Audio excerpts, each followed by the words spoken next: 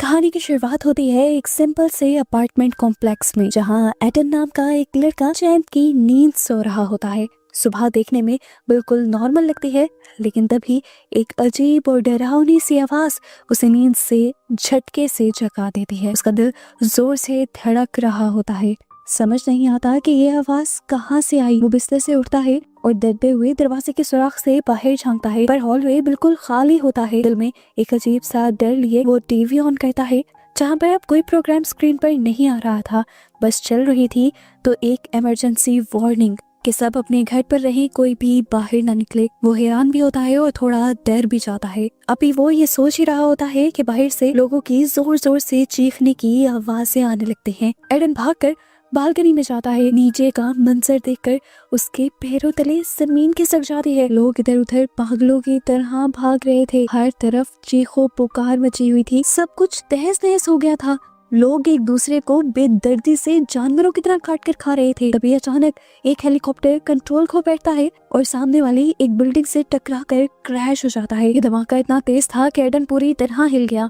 फिर वो नीचे सड़क पर देखता है, जहाँ भीड़ में एक छोटी बच्ची थी। उसे लगा कि वो भटक गई होगी, लेकिन अगले ही पल वो बच्ची भयानक तरीके से अपने पास पड़े एक आदमी को जानवरों की तरह काटने लग जाती है और उस पर हमला कर देती है। ये देखकर एडन डर जाता है और समझ जाता है कि अब ये जो लोग उसे नजर आ रहे हैं, ये इंसान नहीं रहे बल्कि ज़ॉम्बीज़ बन चुके हैं। डर के मारे एडन वापस अंदर भागता है और बालकनी लॉक कर देता है। वो जानता था कि ये वायरस तेजी से फैलता है, कहीं ये वायरस उसे भी शिकार न बना ले। अब वो डर रहा था, उसके सांस फूले हुए थे। वो भी अपने आप को नॉर्मल ही कर रहा था कि तभी उसके मेन डोर पर जोर जोर से नॉक होने लगी। एडन डरते डरते सामने गया तो वहाँ पर उसका नेबर था। इंसानियत के नाते उसने दरवाजा खोल लिया, क्योंकि उससे पहले उसके नेबर ने उसे यकीन दिलवाया था कि मैं इन्फेक्टेड नहीं हूँ। वो आदमी बताता है कि मेरे दोस्तों ने मुझ पर हमला कर दिया था, लेकिन मैं किसी तरह बच आया। एडन जो इस टाइम उसके पीछे पीछे था, उसकी गर्दन पर वो काटने का निशान देख लेता है और समझ आता है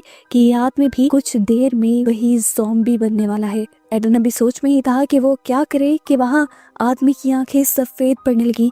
एडन ने अपनी सेफ्टी के लिए एक चाकू उठा लिया और जैसे ही वो आदमी बाथरूम से बाहर निकला तो वायरस ने उसकी बॉडी पर असर दिखाना शुरू कर दिया।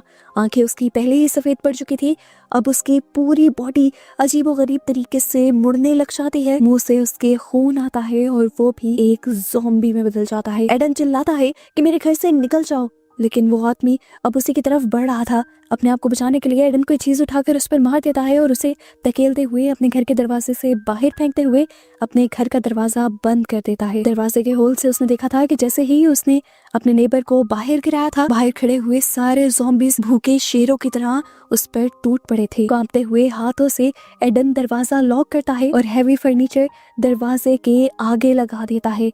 वो डर भी रहा था और उसे ये भी एहसास था कि वो अपने इस फ्लैट में पूरी तरह अकेला है। मैसेजेस चेक करने पर उसे अपने पेरेंट्स के टेक्स्ट मिलते हैं। उन्होंने लिखा था कि शहर खत्म हो रहा है, सभी रास्ते बंद हैं, हम तुम तक नहीं आ सकते, बस तुम घर के अंदर रहना और जिंदा रहना। ऐसे ही शाम हो जाती है। डिप्रेशन और टेंशन उसे खाने लगी थी। अपने आप को नॉर्मल रखने के लिए और स्ट्रॉन्ग रखने के लिए वो बहुत से मोटिवेशनल नोट्स लिखता है और पूरे घर में चिपका देता है। वो अपने घर का सारा खाना एक जगह सेव करता है और उसे कुछ इस तरह से डिवाइड करता है कि वो इसे खाने को ज्यादा से ज्यादा दिन खा सके। दिन गुजरने लगते हैं और एक हफ्ता बीत जाता है। वो रोज लैपटॉप पर वीडियो डायरीज रिकॉर्ड करता है ताकि उसे ऐसा महसूस हो कि वो किसी से बात कर रहा है। रोज वो पेरेंट्स को कॉल करने की ट्राई करता है, पर कोई जवाब नहीं मिलता। पानी खत्म हो जाता है, यहाँ तक कि पानी के नल भी सूख जाते हैं। एक एक कतरा पानी आना भी बंद हो जाता है। अब तो खाना भी ना के बराबर बचा था। उसे लगता है कि वो इस शहर का आखिरी इंसान है। एक दिन जब वो कंप्यूटर यूज कर रहा होता है, तभी उसे छत से कोई आवाज आती है। वो अपने आप को तैयार कर रहा था किसी भी खतरे के लिए। एकदम से ऊपर से वेंटिलेशन टूटती है और वेंटिलेशन डक्ट के अंदर से एक ज़ॉम्बी बनी औरत अचानक से एडन के ऊपर हमला कर देती है। वो घबरा कर पीछे हटता है, पर ज़ॉम्बी फिर भी उसके ऊपर हमला करने के लिए आती है। एडन उसके आगे से निकलकर पीछे होकर उसे जख्म देते हुए उसके सर पर कोई चीज मारकर आखिर उसे मार देता है और इस मर्तबा भी बच जाता है। उसने पहली मर्तबा किसी इंसान को मारा था और वो बहुत ही ज्यादा पैनिक कर गया था। वो उस लाश को साइड पे करता है और दोबारा वेंट के सर्फ बोर्ड को ब्लॉक कर देता है और उसके ऊपर टेप शेप भी लगा देता है कि अब के बाद कोई यहाँ पर ना आए। मुश्किलें दिन ब दिन बढ़ती जा रही थी और वो और भी ज्यादा डिप्रेस होता जा रहा था। एक दिन अचानक उसका फोन बजता है और इस टाइम उसकी मॉम का एक वॉइस मेल आया था। उसके दिल में भी एक उम्मीद झांकी। फाइनली उसकी मॉम ने उसे मैसेज कर दिया था।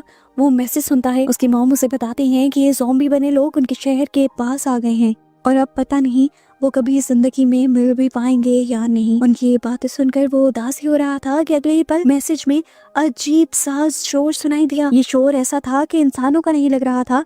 साफ जाहिर था कि ज़ॉम्बीज़ उसके मॉम डैड पर हमला कर चुके हैं। इसके बाद आखिर में वो अपने मॉम डैड की मरती हुई चीखें सुन पाता है और ऐसे लाइन कट हो जाती है। एडन के लिए इस पूरे पीरियड का ये सबसे मुश्किल लम्हा था।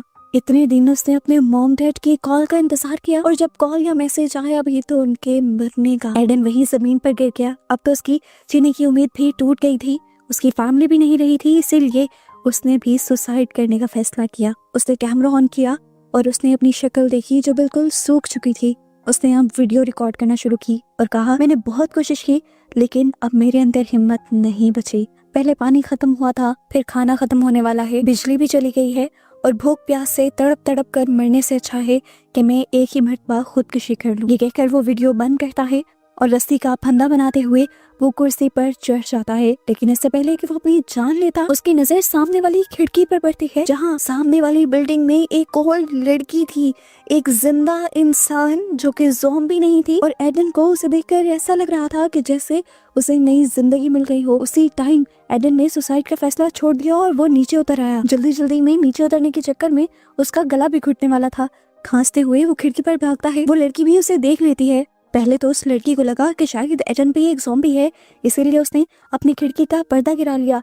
लेकिन एडन को तो यही उम्मीद नजर आ रही थी। एडन ने भी अगले दिन तक खिड़की के सामने बैठकर उस लड़की के खिड़की के पास आने का इंतजार किया और जैसे ही वो लड़की खिड़की के पास आई तो एडन ने पेपर पर हाई लिखकर दिखाया। उस लड़की को भी समझ आ गई कि एडन ज़ॉम्बी नहीं है। उस लड़की की भी अब वही फीलिंग थी जो एडन की थी। वो लड़की भी पूरी एक्साइटमेंट से हाई करती है और यहाँ ये दोनों ही 42 दिनों के बाद एक दूसरे को देखकर मुस्कुराते हैं। एक दो दिन तो ये पेपर पर लिख लिख कर बातें करते हैं। लड़की का नाम ईवा पता चलता है। ईवा एडन से पूछती है कि क्या तुम्हारे पास कुछ खाना है। एडन बताता है खाना तो नहीं है पर पानी है। ऐसे ही कुछ दिन और गुजर जाते हैं और एक दिन तेज बारिश होती है। एडन की खुशी का ठिकाना नहीं था क्योंकि पानी का एक सोर्स मिल गया था। घर के सारे बर्तन बालकनी में रखकर वो पानी जमा कर लेता है और हफ्तों बाद नहाता भी है। उसे पता था कि ईवा के पास भी पानी खत्म हो गया है, इसीलिए वो ईवा तक पानी पहुंचाना चाहता था, लेकिन घर से बाहर वो निकल नहीं सकता था। बहुत सोचने के बाद उसने एक आइडिया लगाया और घर के सारे कपड़े बांधकर एक रस्सी बनाई। उस रस्सी की बॉल बनाते हुए उसने ईवा तक फेंक दी। ईवा ने जैसे ही वो बॉल पकड़ी तो उस रस्सी के जरिए एडन ने ईवा के पास पानी की बोतल पहुंचाई। लेकिन जैसे ही वो पानी की बोतल बालकनी की रेलिंग से टकराई तो वहां पर बहुत ज्यादा शोर हो गया और शोर से अट्रैक्ट हो गए ज़ॉम्बीज। रस्सी और रस्सी के पीछे एक जिंदा इंसान को देखकर ये ज़ॉम्बी ईवा वाली बिल्डिंग के ऊपर चढ़ना शुरू हो जाते हैं और एडन भी ये सब देख लेता है। ईवा को बचाने के लिए एडन एक बोतल ज़ॉम्बी के ऊपर फेंकता है ताकि वो उसका ध्यान भटका सके और इस काम में वो कामयाब भी हो जाता है।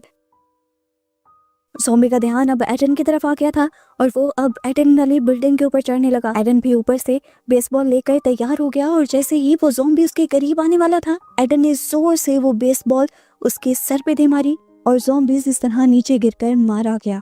फाइनली ज़ॉम्बी से तो बच गए थे, लेकिन मसला तो वही था कि अब भूखे और प्यासे थे ये दोनों। एडन को पता था कि खाना ना मिला तो भी मर जाएगा और अगर उसने खाना ढूंढने के लिए थोड़ा सा रिस्क ले लिया तो कुछ % उम्मीद है उसके बच जाने की।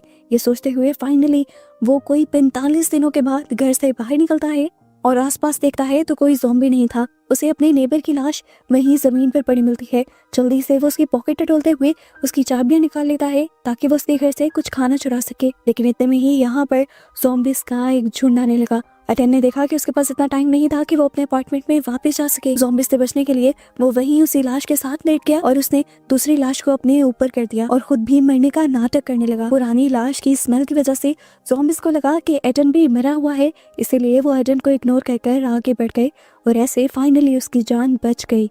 ज़ॉम्बीज़ के चले जाने के बाद वो उठकर अब अपने नेबर के घर चला गया था। उसने जाकर देखा कि बेड पर एक लाश थी। उसने ये देखने की जहमत भी नहीं की कि क्या वो लाश कोई ज़ॉम्बी तो नहीं, और वो किचन में चला गया। किचन का सामान देखकर तो उसकी खुशी का ठिकाना नहीं रहा था।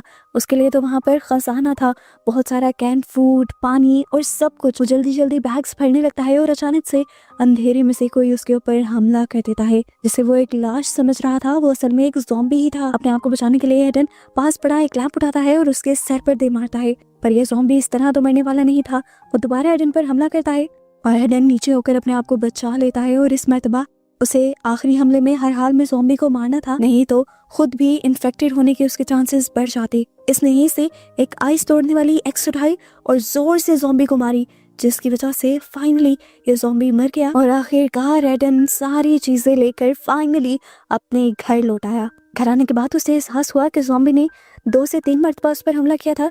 क्या उसके जिस्म पर कोई चोट का या काटने का निशान तो नहीं था? अच्छी तरह अपने आप को चेक करने के बाद वो अपने आप को साफ करता है। उसे खाने के साथ साथ वहाँ पर 2 वॉकी टॉकीज भी मिले थे और इन वॉकी टॉकीज की उसे खाने से ज्यादा खुशी थी, क्योंकि वो बहुत ही अकेला फील कर रहा था और उसे किसी से बात करनी थी। उसने सारे काम छोड़कर सबसे पहले बहुत सारे कपड़ों से एक जिप लाइन बनाई और वो वॉकी टॉकी सामने इवा की बालकनी तक पहुंचाई। उस रात पहली मर्तबा इन दोनों ने एक दूसरे से बात की और दोनों ने ही इतने दिनों बाद किसी इंसान की आवाज सुनी थी। ये दोनों बहुत ही ज्यादा खुश थे। अब एडन के ऊपर एक जिम्मेदारी आ गई थी। उसने फैसला किया था कि वो अपने साथ साथ एवा के लिए भी खाना जमा करेगा, जिन्हें वो जिप लाइन के जरिए एवा तक पहुंचा दिया करता था। उसे आज एक नया रास्ता मिला था। उसके जहन में आया था कि क्यों ना वो अपने बाथरूम की वेंटिलेशन डक्ट के जरिए एक दूसरे अपार्टमेंट में चला जाए। यही सोचते हुए वो दूसरे अपार्टमेंट में जाता है और ये देखकर उसे बहुत ज्यादा खुशी होती है कि यहाँ पर भी बहुत सारा खाना था। वो वॉकी टॉकी से एवा को ये बात बताता है तो एवा भी खुश हो जाती है, लेकिन उसे कहती है कि तुम्हें यहाँ नहीं आना चाहिए था। अगर यहाँ कोई ज़ॉम्बी होता तो। ये लोग अभी बात ही कर रहे थे कि एकदम से एडन के पीछे कोई आकर खड़ा हो गया। ये एक ओल्ड मैन था। इस ओल्ड मैन को देखकर एडन के होश उड़ गए, लेकिन एडन समझ गया कि ये ओल्ड मैन ज़ॉम्बी नहीं है। ओल्ड मैन उससे पूछता है तुम यहाँ पर क्या कर रहे हो और कहाँ से आए हो? एडन बता देता है कि मैं वेंटिलेशन डक्ट के जरिए आया हूँ और मुझे सिर्फ खाना चाहिए। वो ओल्ड मैन अच्छा था। उसने एडन को बिठाकर अच्छा खाना खिलाया और पानी भी दिया और साथ घर ले जाने के लिए सामान भी दिया। और एडन जैसे ही वो सारा सामान लेकर अब घर की तरफ जाने वाला था तो एकदम से उस बूढ़े आदमी ने पीछे से एडन के ऊपर हमला कर दिया। उसे जब होश आया तो वो एक कमरे में था बेड के सामने, और उसके सामने एक खूंखार ज़ॉम्बी बनी औरत थी जो उस पर हमला कर उसे खाना चाह रही थी।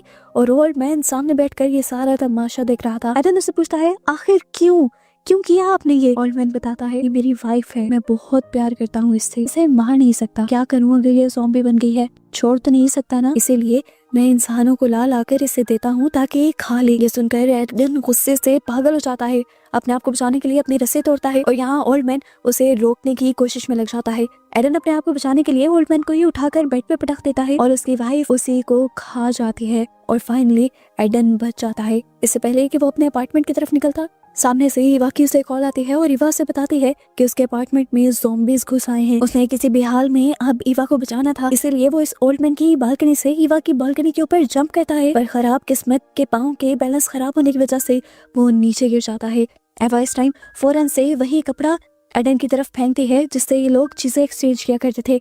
उसी कपड़े पर लटकते हुए बिना टाइम वेस्ट किए एडन अब उसकी तरफ आ ही रहा था कि उसके पीछे एक ज़ॉम्बी पड़ गया। ज़ॉम्बी उसके पाँव पर लटका हुआ था। इस रस्सी के जरिए वो भी ऊपर आ सकता था, इसलिए एडन इवा के अपार्टमेंट में जाने के बजाय उससे नीचे वाले ही अपार्टमेंट में उतर गया और उसने उस रस्सी को भी खोल दिया ताकि ज़ॉम्बी ऊपर ना आ सके। और अब उसने इवा से कहा कि तुम्हें ही नीचे आना होगा। इवा को डर भी लगा, लेकिन एडन के हौसला देने की वजह से उसने नीचे वाले अपार्टमेंट में एडन के ऊपर जंप कर दी। फाइनली इतने टाइम बाद ये दोनों मिल रहे थे। ये दोनों बहुत ज्यादा खुश थे। एडन इवा से कहता है कि यहाँ पर बहुत शोर हो चुका है, जल्द ही ज़ॉम्बीज आ जाएंगे और हमें बचने के लिए फौरन यहाँ से निकलना होगा। ये लोग बाहर बालकनी में भागते हैं तो इनका सामना बहुत सारे ज़ॉम्बीज से हो जाता है। अपने आप को बचाते हुए भाग कर ये लोग एडन की बिल्डिंग में एडन के अपार्टमेंट तक पहुँचने में कामयाब तो हो जाते हैं, लेकिन एक बहुत बड़ी मुसीबत आ जाती है। इवा तो एडन के घर के अंदर चली जाती है, लेकिन एडन पर बहुत सारे ज़ॉम्बीज हमला कर देते हैं। एडन के पास इस टाइम एक बेसबॉल बैट था जिससे उसने इन सारे ज़ॉम्बीज़ से मुकाबला किया, उन्हें मारा और फिर जैसे ही अपार्टमेंट के अंदर आया तो फूट फूट कर रोने लगा। इस टाइम वो खून से लथपथ था। उसने बस कहा, मुझे मार दो, मैं अब जल्दी ज़ॉम्बी बन जाऊंगा, मुझे मार दो। वो बालकनी में आया और उसने अपनी शर्ट उतार दी। वो अपने आप को खत्म नहीं करने वाला था, बालकनी से जंप ही करने वाला था कि तभी ईवा ने उसे रोक दिया और कहा, एडन तुम बिल्कुल ठीक हो, तुम पर कहीं काटने का निशान नहीं है, तुम पर बस ज़ॉम्बीज़ का खून लगा है। ये दोनों जिंदा थे, सही थे। ये जानकर कि दोनों बहुत ही ज्यादा खुश हो जाते हैं। एक दूसरे को जिंदा सलामत और एक साथ देखकर ये दोनों बहुत ही ज्यादा खुश हो गए थे और दोनों में ही दोबारा से जीने की उम्मीद जागी थी। ये दोनों इससे पहले कि अपने मिलने को सेलिब्रेट कर पाते, एडन के घर के बाहर दोबारा ज़ॉम्बीज़ की आवाज आने लग जाती है। ये लोग जल्दी से दरवाजे के आगे फ्रिज रख देते हैं और दरवाजा खुलने से बचा लेते हैं और फिर एक दूसरे से वादा करते हैं कि जल्द ही वो इस ज़ॉम्बी वाली सिचुएशन से निकल जाएंगे और फिर ये जिंदगी एक साथ गुजारेंगे। ये कहकर ये दोनों एक दूसरे को हक करते हैं और इस तरह इन दोनों के मिलने पर ये मूवी यहाँ खत्म हो जाती है।